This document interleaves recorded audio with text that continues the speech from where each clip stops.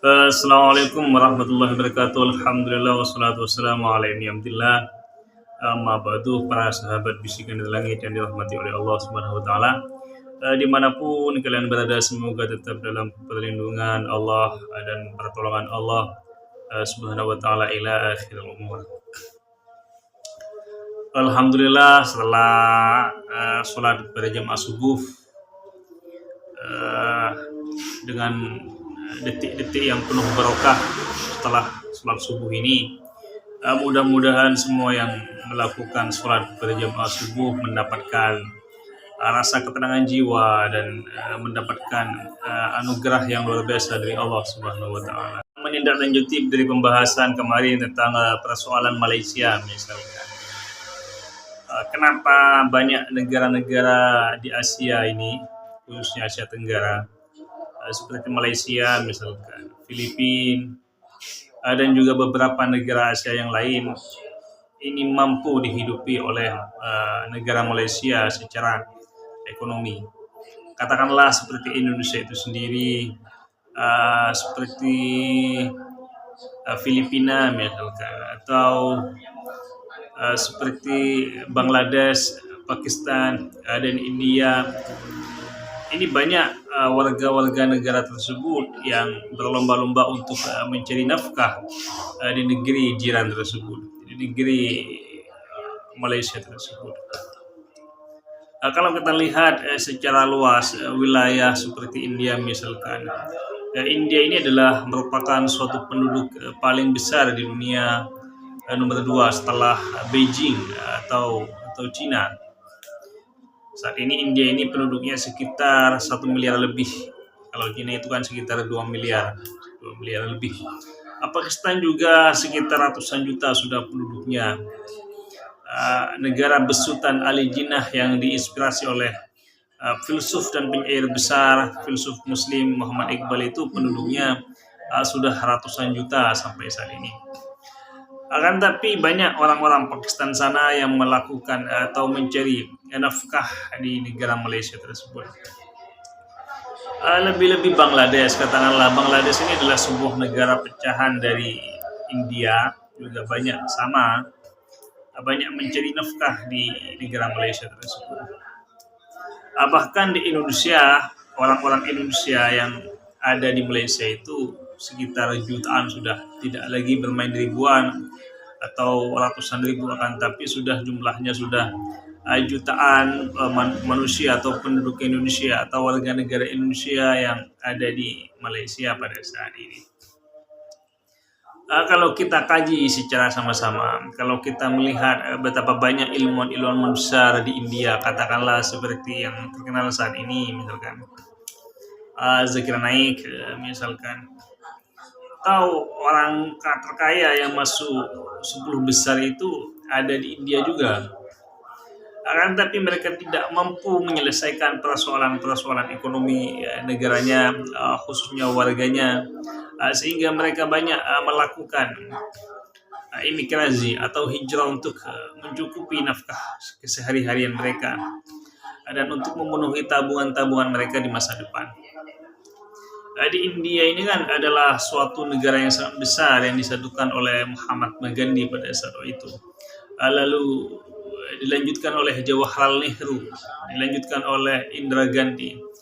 Akan tapi secara nilai uang, secara ekonomi, India sampai saat ini tidak mampu menyaingi nilai kurs mata uang Malaysia. Sama halnya kasus dengan Indonesia, 1 ringgit itu di sini sekitar 3.000.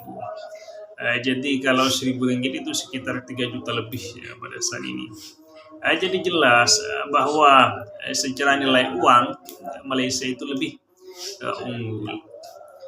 Saya sering melakukan diskusi beberapa kali dengan keluarga saya, kenapa Malaysia itu mampu membawa ekonominya secara seperti itu, mudah pekerjaan.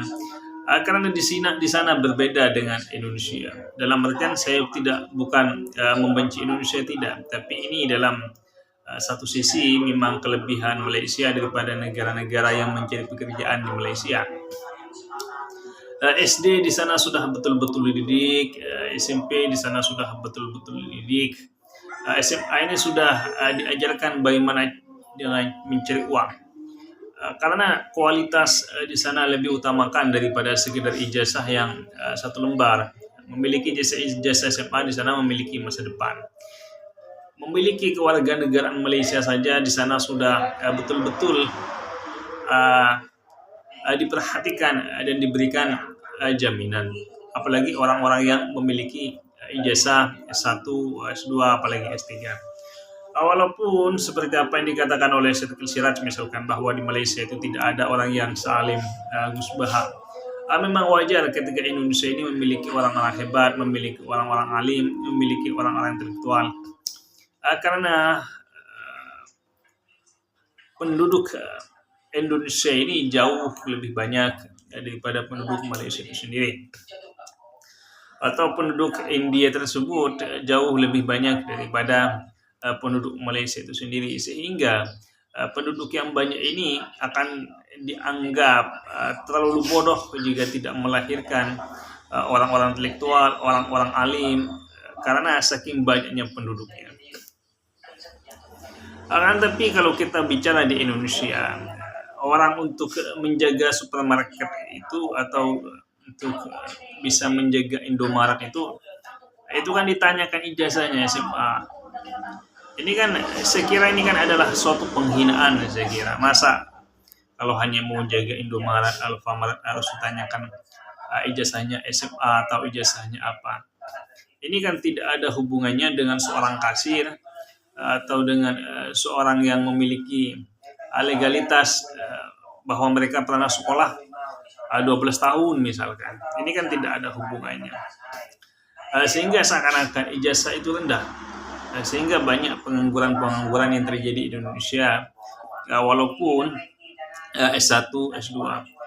Di beberapa belas tahun yang lalu di Indonesia ini telah mengalami pengangguran sekitar 3 juta lebih orang-orang yang memiliki ijazah S1. Apalagi pada saat ini S1 dan tidak S1 seakan-akan sudah tidak ada bedanya lagi. Karena kenapa? Memang ijazah seakan-akan tidak berguna. Ijazah banyak dipertanyakan oleh orang-orang atau oleh pekerjaan-pekerjaan yang kadang-kadang memang tidak ada hubungannya dengan ijazah. Para sahabat bisikan dari langit yang dirahmati oleh Allah Subhanahu wa taala, dimanapun kalian berada, bahwa rasa nasionalisme itu memang harus ada. Tapi membaca celah-celah untuk melakukan suatu perubahan-perubahan itu harus dikerjakan walaupun tidak fardhu ain, tapi itu adalah termasuk fardhu kifayah.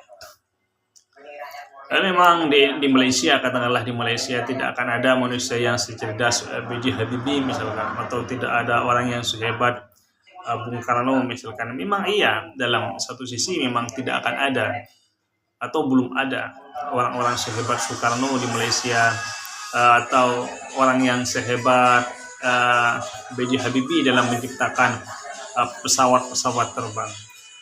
Tapi sejak tahun 1990-an Malaysia ini dibangun dengan secara serius, dibangun secara betul agar penduduk Malaysia di ke depan itu mampu mewujudkan ekonomi yang lebih baik daripada negara-negara tetangganya tersebut. Di India misalkan, mungkin di Malaysia tidak akan ada orang yang sehebat Mahatma Gandhi misalkan, bapak humanisme, mungkin tidak ada. Mungkin tidak akan ada orang yang sehebat Muhammad Iqbal misalkan, seorang filsuf dan penyair yang mampu menginspirasi Ali Jinnah untuk mendirikan sebuah negara Pakistan. Tapi hal-hal seperti itu wajar dialami atau terjadi kepada penduduknya yang memang ratusan juta atau bahkan miliaran seperti yang terjadi di India ini. Tapi Indonesia harus bangkit, khususnya Indonesia ini. Kalau Bangladesh ekonominya sedang hancur-hancurnya saat ini.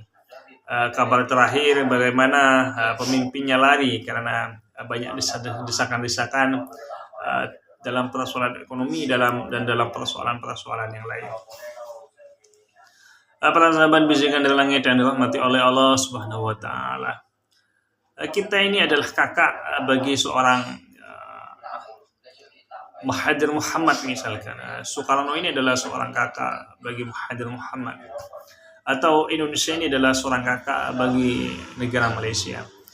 Kan tapi harus kita ini sama-sama bersaing dalam menunjukkan bahwa kita ini adalah bangsa yang beradab, bahwa bangsa yang betul-betul memiliki integritas, betul-betul memiliki eksistensi pada kedepannya. Sehingga Indonesia ini mampu menjadi kekuatan besar, 5 besar dunia, atau bahkan menjadi kekuatan 3 besar dunia di masa depan. Jangan sampai Indonesia ini kalah dengan beberapa negara-negara kecil yang tidak memiliki sejarah runtut ke atas-atasnya. Karena sejarah Indonesia ini pernah mengajarkan pada kita, telah menceritakan pada kita bahwa di masa Sriwijaya telah mampu menguasai beberapa negara-negara yang ada di bagian-bagian wilayah Indonesia ini. Pernah menyatukan Nusantara, pernah menguasai Brunei Darussalam, Filipina, dan Singapura dan Malaysia itu sendiri. Dan itu terjadi pada masa Prabu Kertanegara di Singosari, pernah terjadi di masa Raja Hayam Wuruk dengan Patih Gajah Madanya di Majapahit misalkan. Ini harus kejayaan-kejayaan seperti ini harus terulang kembali di negeri ini. Karena kenapa? Walaupun tidak dalam skala menjajah, tapi dalam skala yang lain. Apa? Kita harus mampu menguasai ilmu-ilmu teknologi. Biarkanlah orang-orang yang belajar agama menseriusi pelajaran-pelajaran agamanya. Biarkanlah orang-orang yang belajar tentang ekonomi menseriusi tentang pelajaran ekonominya. Kita harus jauhkan hal-hal doktrin di negeri ini, karena doktrinlah yang seringkali tidak membuat maju negeri ini. Kita diceritakan dongeng-dongeng yang tidak ada kemajuannya dalam masa depan misalkan. Kita didoktrin untuk menjadi budak oleh suatu klan, atau kita dipaksakan untuk menghamba terhadap suatu klan. Itulah yang harus kita buang-buang jauh-jauh, karena memang tidak berdasarkan prinsip kemanusiaan, dan juga itu dilarang oleh ajaran agama Islam. Karena kenapa? Ketakwaan seseorang itu di hadapan Allah bukan karena kelannya, tapi karena takwanya. Bahkan sering saya katakan bahwa Islam ini adalah agama satu-satunya yang menghapus perbudakan di dunia ini. Kalau kita kaji dalam kitab-kitab fikih misalkan, bagaimana seorang yang melanggar dalam syariat, maka fidyahnya atau dendanya itu adalah pertama kali adalah itqu raqabatin. Itqu raqabatin yaitu memerdekakan budak. Hampir semua fidyah itu melanggar nadar, melanggar perjanjian misalkan, itu dendanya itu adalah itqu raqabatin, yaitu memerdekakan budak. Ini jelas Islam sendiri yang mengajarkan bahwa Islam ini menghapus perbudakan di dunia ini setelah kelahiran atau setelah diutusnya Nabi Muhammad SAW. Indonesia tidak bisa semena-mena misalkan, atau tidak bisa dengan santai-santainya ke depan ini untuk santai-santai saja hanya mengandalkan para pemimpinnya. Kita harus mampu bersaing dengan negara-negara di luar sana. Buang hal-hal yang khurafat, memperbudak atau perbudakan di negeri ini, buang. Karena sampai kapanpun kiamat terjadi 5 kali pun, Indonesia kalau hanya dijadikan jongos oleh suatu klan tidak akan pernah maju-maju sampai kiamat 5 kali itu, saya yakin. Makanya Allah Subhanahu wa taala itu seringkali menyindir manusia, itu seringkali menyindir anak manusia itu tentang cara berpikirlah, bertadabburlah, bukan memperbudak diri kita untuk orang lain, tapi bagaimana kita ini harus mampu mengembangkan pikiran-pikiran untuk menjadikan sebuah negara Indonesia ini menjadi negara yang superpower. Kita harus mampu mengembangkan skill yang ada di dalam diri kita ini untuk memberikan sumbangsih terhadap kemanusiaan dan juga memberikan sumbangsih terhadap kemajuan negeri ini. Dan ini sepertinya sudah banyak dilakukan oleh warga negara Indonesia ini sendiri. Dan hal ini saya lihat banyak dimulai dari pesantren-pesantren yang telah mendidik secara khusus bagaimana santri itu mampu mempelajari ilmu kitab kuning dalam waktu beberapa tahun. Yang memang dulunya untuk bisa baca kitab kuning harus paling tidak mondok 3 tahun sampai 7 tahun, itu pun belum tentu. Tapi pada saat ini pesantren-pesantren telah melakukan gebrakan-gebrakan besar setelah ditemukannya metode kitab kuning oleh Dr. Taufik El Hakim dari Jepara. 1 tahun harus bisa ilmu ini, 1 tahun harus bisa ini, 1 tahun harus bisa ini. 6 tahun pun sudah mampu menguasai literatur klasik. Dan setelah selanjutnya atau seterusnya, maka anak-anak ini sangatlah pantas atau sangatlah layak jika dididik dengan ilmu-ilmu umum, fisika, kimia, ekonomi, dan ilmu-ilmu lain sebagainya seperti sains misalnya, atau membuat robot, membuat maka saya yakin di kemudian hari, di 10 tahun yang akan datang, atau di 15 tahun yang akan datang, atau bahkan di 20 tahun yang akan datang, Indonesia akan mengalami masa-masa keemasannya seperti yang telah digadang-gadangkan di masa lalu dan digadang-gadangkan di masa ini, bahwa Indonesia akan menjadi negara superpower 5 besar dunia, atau bahkan masuk 3 besar dunia. Para sahabat bisikan dari langit yang dirahmati oleh Allah Subhanahu wa taala, bagaimanapun perjalanan bangsa Indonesia ini, jangan sampai kerdil di atas bangsa-bangsa yang lain. Timur Tengah memang memiliki banyak ulama-ulama besar, tapi dalam artian kita bukan tidak memiliki ulama-ulama besar.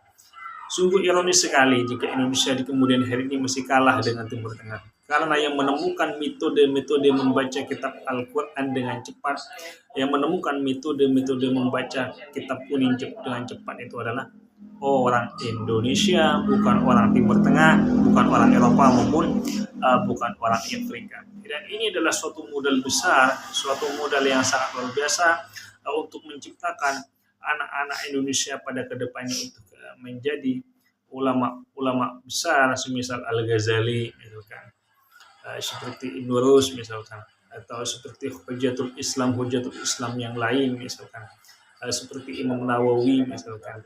Karena kita memiliki modal yang sangat luar biasa, maka tidak pantas bangsa Indonesia mengkerdilkan diri di hadapan bangsa-bangsa yang lain. Bahwasanya sekarang di Mesir ada si Al-Azhar, ada si Ali Jum'ah misalkan, atau di beberapa negara di seperti negara Madinah misalkan, ada putra Syed Alawi Al-Maliki, atau di Yaman misalkan ada Syekh Muhammad bin Ismail Al-Yamani, Syekh Muhammad bin Ismail misalkan, yang menetap di Mekah. Kita mampu mengimbangi ulama-ulama besar tersebut dengan didikan-didikan yang khusus untuk menciptakan anak generasi bangsa ini untuk menjadi ulama yang luar biasa, yang pada nantinya memimpin dalam dunia keilmuan din, dalam mungkin keilmuan agama pada nantinya. Sama halnya dengan ilmu sains misalkan, kaca besarnya adalah Profesor Habibie misalkan. Ini apa yang diceritakan oleh Habibie misalkan, apa yang pernah menjadi mimpi-mimpinya Presiden Habibie, ini harus kita lanjutkan di masa kepemerintahan Presiden Prabowo Subianto. Karena kenapa? Ini adalah sebuah cita-cita yang mulia, sebuah cita-cita yang mampu membawa Indonesia ini kepada pada zaman keemasan. Sehingga kita ini selain alim dalam ilmu agama, tapi kita juga mampu menguasai ilmu-ilmu sains untuk bersaing di peradaban-peradaban internasional misalkan. Indonesia atau negara ini harus mampu membuat suatu rumah untuk anak-anak Indonesia. Karena kalau kita lihat bagaimana banyak prestasi Indonesia hampir sejak Andi Octavian atau sebelum Andi Octavian sampai saat ini, Indonesia selalu menorehkan tinta emas dalam percaturan dunia sains di dunia internasional. Ini adalah sebuah bukti bahwa kecerdasan anak manusia di atas rata-rata, bahkan di atas rata-rata negara Israel dan negara Amerika. Hanya saja bagaimana Indonesia ini mendukungnya agar anak bangsa ini mampu menjadikan negara Indonesia ini sebagai negara sains, negara pengetahuan yang nantinya mampu memimpin peradaban di dunia ini. Wallahu a'lam.